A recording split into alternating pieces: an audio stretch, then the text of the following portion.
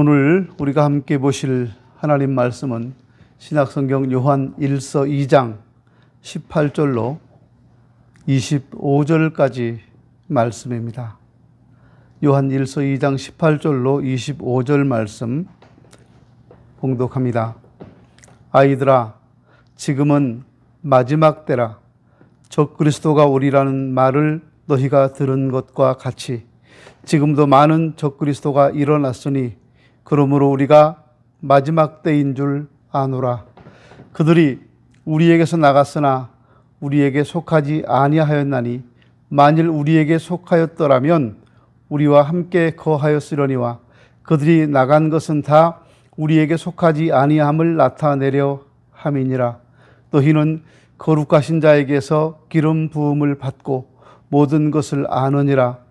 내가 너희에게 쓰는 것은 너희가 진리를 알지 못하기 때문이 아니라 알기 때문이요 또 모든 거짓은 진리에서 나지 않기 때문이라.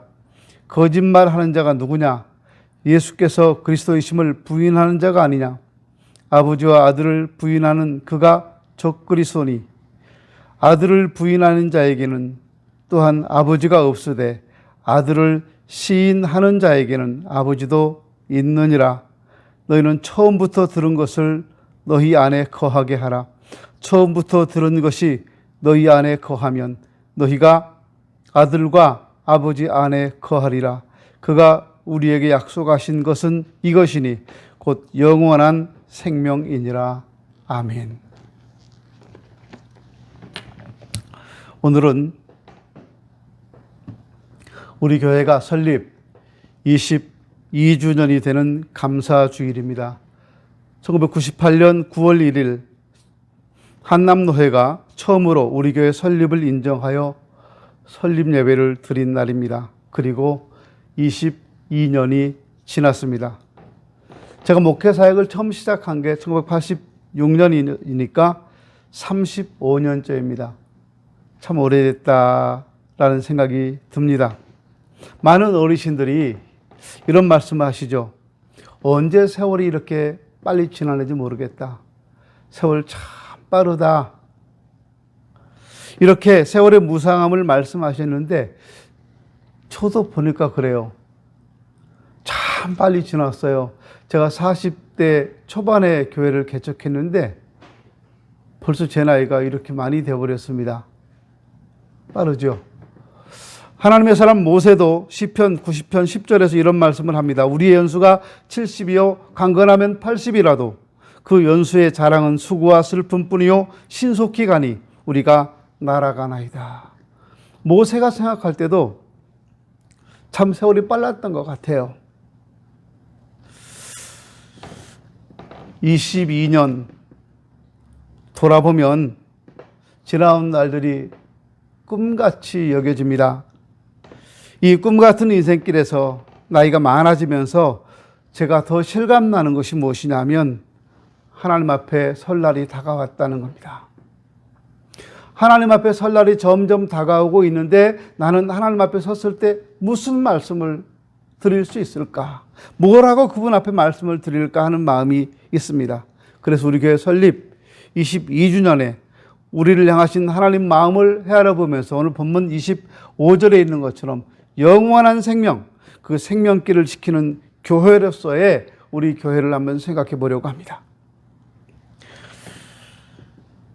나이 많은 사도 요한은 당시 로마의 황제의 박해 속에서 어렵게 신앙을 지켜가는 성도들에게 복음의 진리 위에 굳게 서서 사랑을 실천하라고 가르치고 있습니다. 너희는 처음부터 들은 것을 너희 안에 거하게 하라. 처음부터 들은 것이 너희 안에 거하면 너희가 아들과 아버지의 안에 거하리라 말씀합니다. 제자들에게 그들이 처음에 받았던 옛 교훈들을 계속 지키라는 명령이에요. 다시 말하면 그리스도인에게 처음으로 전해졌던 그리스도에 대한 진리는 시간이 지났다고 해서 새로운 것들로 인해 바뀌어질 수가 없다는 말입니다. 우리가 믿는 진리는 처음부터 들은 것이며 세상 끝날까지도 동일한 진리입니다. 그래서 요한은 유혹이 많은 시대를 사는 성도들에게 미혹하게 하는 자들에게 담대하게 대항하라라고 말씀하고 있습니다. 너희를 미혹하는 자들에 관하여 내가 이것을 너희에게 쏟노라. 26절에 나오는 말씀입니다. 이 말씀을 요약하면 너희가 처음부터 들은 진리를 따라야 한다. 너희가 처음부터 들은 것을 따르지 않으면 내가 쓴 것과 수고한 것은 헛되게 될 것이다 라는 말이에요. 그래서 사도 요한은 성도들이 미혹이 많은 세상에 살지만 하나님을 향한 소망을 든든하게 해서 그 누구도 미혹하지 못하게 하라고 말씀하고 있는 겁니다. 이렇게 자신을 지켜서 하나님 아버지와 예수 그리스도 안에 거하면 하나님께서 약속하신 영원한 생명을 지킬 수가 있는 겁니다. 하나님께서 우리에게 영원한 생명을 주시고 이 생명길을 지키며 전하게 하시려고 우리 서인천 제1교회를 세우셨고 여러분을 이 교회 안에 불러주셨습니다. 그런데 지금 우리 시대는 생명길을 지켜 나가기가 무척 어려운 시대입니다. 그러나 이 영원한 생명은 결코 포기할 수 없기 때문에 반드시 지켜야만 하는 겁니다. 생명길을 확실하게 회복해야 되는데요. 우리가 회복해야 될 생명길은 무엇일까요? 요한복음 10장 6절에서는 말씀합니다. 예수께서 이르시되 내가 곧 길이요 진리요 생명이니 나로 말미암지 않고는 아버지께로 올 자가 없느니라 말씀합니다. 이 말씀은 영원한 생명의 길은 하나님과 예수 그리스도를 알고 믿는 것이라고 분명하게 해석할 수 있습니다. 우리가 회복해야 될 생명, 그 생명의 길은 삼위 하나님께 대한 분명한 신앙 고백과 이 고백이 삶에서 실현되게 하는 겁니다. 이 길을 회복하기 위해서 지나온 날들을 한번 되짚어 볼 필요가 있는 겁니다. 북한 관련 뉴스에 구구절이 자주 등장합니다. 이 구구절이 조선민주주의 인민공화국 건국일이라는 사실은 대부분 많은 분들이 알고 계십니다. 그런데 이날의 아픈 과거를 아는 사람은 많지 않아요. 우리나라가 이처럼 남북이 분단되고 고난의 세월을 지나온 것은 하나님의 사랑을 배반했기 때문입니다. 마치 북이스라엘이 하나님을 버리고 우상 숭배를 하다가 멸망당하고 이어서 남유다마저도 우상 숭배에 빠져 있다가 결국은 70년이라고 하는 긴 세월 하나님의 징벌을 받았던 것과 같다는 말입니다. 우리나라가 이처럼 고통을 당하는 이유가 무엇이겠습니까? 하나님의 사랑을 버리고 우상 숭배의 죄에 빠졌기 때문입니다. 1907년 평양 대부흥이 일어났던 저 북한 지역에서 한국교회가 박해를 피하려고 하나님을 버리고 우상 숭배를 결의했습니다. 그날이 1938년 9월 9일이었습니다. 그날 한국교회는 공식적으로 신사참배를 결의했습니다. 그 결의 내용은 12시 정오에 사이렌이 울리면 자리에서 일어나 동쪽을 향하여 일본 선왕에게 절을 한다라는 겁니다. 그리고 이것은 신앙 문제가 아니라 국민 의례일 뿐이라고 비겁하게 핑계를 댔습니다. 뿐만 아니라 이렇게 참배 후에 교인들에게 헌금을 받아서 일제 전투기 세대값을 일본 정부에 바쳤고 무녀나 승려들이나 받는 천황 숭배 의식에 한국교회 목사들이 참여했습니다. 총칼의 위협 앞에 한국교회가 신앙을 버리고 우상에게 무릎을 꿇었던 아픈 역사가 있는 겁니다. 세계 어떤 교회 역사에서도 이렇게 박해를 피하려고 교단 차원에서 공식적으로 교리를 바꾸면서까지 배도했던 일은 없었습니다. 이렇게 하나님을 버린 배반의 역사가 1907년 대부흥이 일어났던 동방의 예루살렘이라고 불렸던 평양에서 일어난 겁니다. 하나님께서 이렇게 하나님을 버리고 우상 숭배를 결의한 한국교회를 철저하게 낮추셨고 징계하셨습니다. 1907년 성령 대부흥이 일어났던 평양 장대현 교회 자리에 김일성 동상이 세워졌습니다. 이렇게 하나님을 버렸던 1938년 9월 9일 이후 역사에서 어떤 일이 일어나는가를 보십시오. 9월 9일을 주목해 보십시오.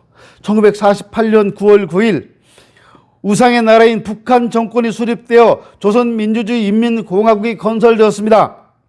1958년 9월 9일 북한 지역의 모든 교회가 공식적으로 폐쇄됐습니다. 98년 9월 9일 김정일 정권이 수립되었고 2017년 9월 9일 북한이 5차 핵실험을 감행했습니다.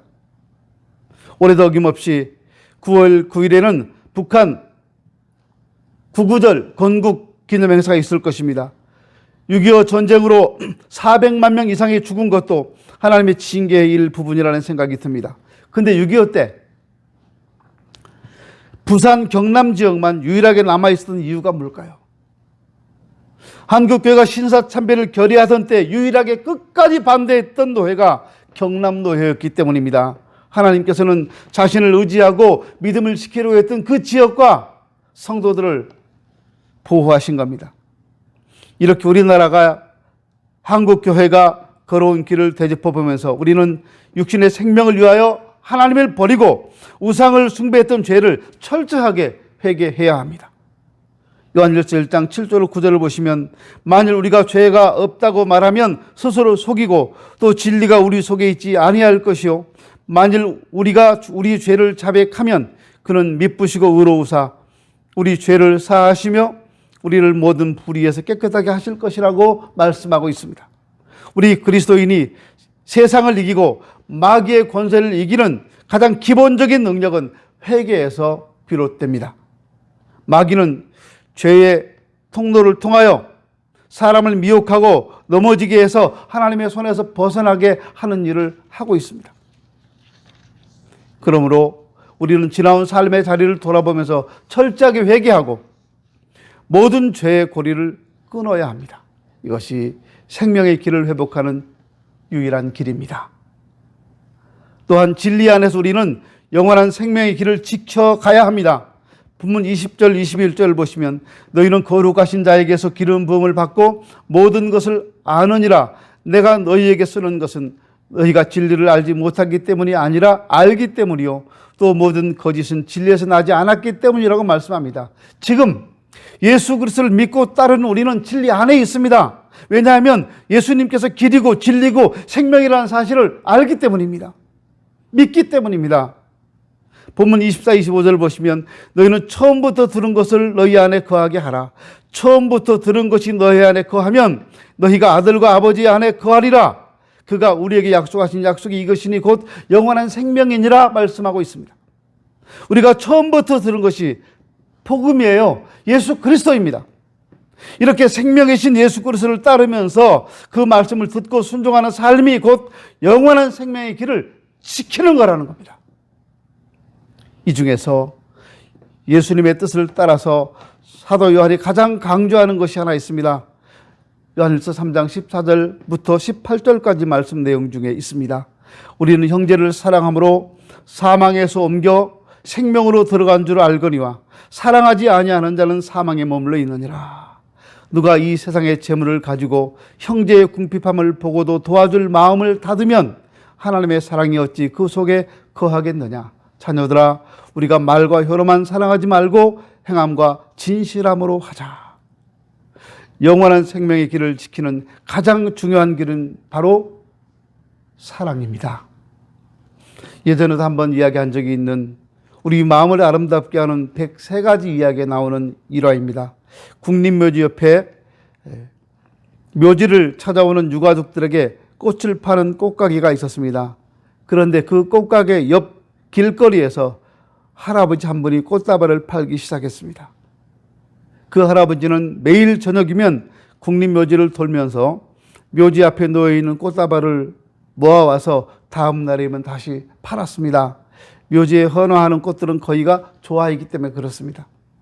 그 사실을 안 꽃가게 주인 아들이 분개하며 말합니다. 아버지 고발해버려요.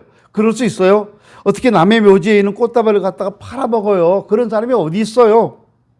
그러나 아버지는 아무 말도 하지 않았습니다. 어느 겨울 눈이 많이 오는 날이었습니다. 묘지를 찾는 사람이 없었습니다.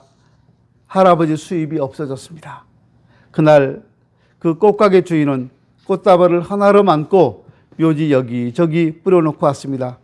저녁 무렵 그 꽃다발을 주우러 가는 할아버지를 바라보며 꽃가게 주인은 빙그레 웃었습니다. 아들은 아버지의 진한 이웃사랑에 감동해서 눈물을 흘렸다는 이야기입니다. 말로 하는 사랑 고백도 마음의 감동을 일으키지만 진정한 사랑은 행동으로 나타나는 겁니다. 그래서 요즘 젊은이들은 사랑을 고백할 때 과하다 싶을 만큼 엄청난 이벤트를 하더라고요. 차 트렁크 문을 열면 막 거기서 풍선이 뿅뿅뿅 막 터져 나오고 막 솟아 나오고 거기서 사랑해요 이런 것도 나오고 우리 세대에는 상상도 못했던 건데 요즘 참 좋은 세상이에요. 내가 가진 사랑을 마음껏 표현할 수 있으니까 얼마나 좋아요. 역시 사랑은 행동으로 나타날 때 감동을 줄 수가 있습니다. 예수님께서 가장 기뻐하시는 사랑은 예수님의 말씀을 지키는 겁니다. 그래서 요한은 우리가 말과 혀로만 사랑하지 말고 행함과 진실함으로 하자라고 권면하고 있어요. 예수님께서는 마태복음 24장에서 마지막 때에 일어날 일들에 대해서 말씀하시면서 12절에 보면 이렇게 말씀합니다. 불법이 성함으로 많은 사람의 사랑이 식어지리라. 여러분, 사랑이 식어지면 생명의 길도 사라지는 겁니다. 계시록 7교회 중 에베소 교회에게 처음 사랑을 회복하라고 하십니다. 만일 회복하지 않으면 촛대를 옮기겠다고 하셨어요. 그래서 이 말씀은 생명의 길이 좁아지고 있다는 것과 같은 의미입니다. 우리가 그러니까 많이 사랑하도록 힘을 써야 합니다. 힘 씁시다. 야고보 2장 13절에 보면 긍휼을 행하지 아니하는 자에게는 긍휼 없는 심판이 있으리라. 긍휼은 심판을 이기고 자랑하느니라 말씀합니다.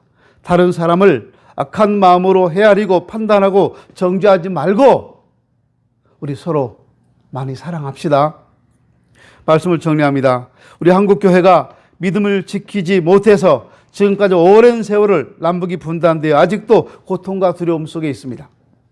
거기다 지금은 우한 폐렴으로 국가가 교회 예배를 금지시켰습니다.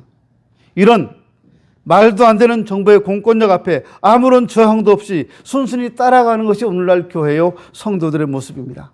핑계는 다 그럴싸합니다. 전염병 때문이라는 거예요. 일본 천황의 한국 교회가 신사참배를 결의했을 때도 그거 국민 의례라고 했어요. 지금은 전염병 때문이라고 말합니다. 이제 우리는 이 고통과 두려움을 후대에 물려주지 않도록 믿음을 지키고 생명의 길을 지켜가야 합니다. 우리 서인천 제1교회를 세우신 하나님의 뜻은 이 생명의 길을 지키며 전하라는 뜻 아니겠습니까?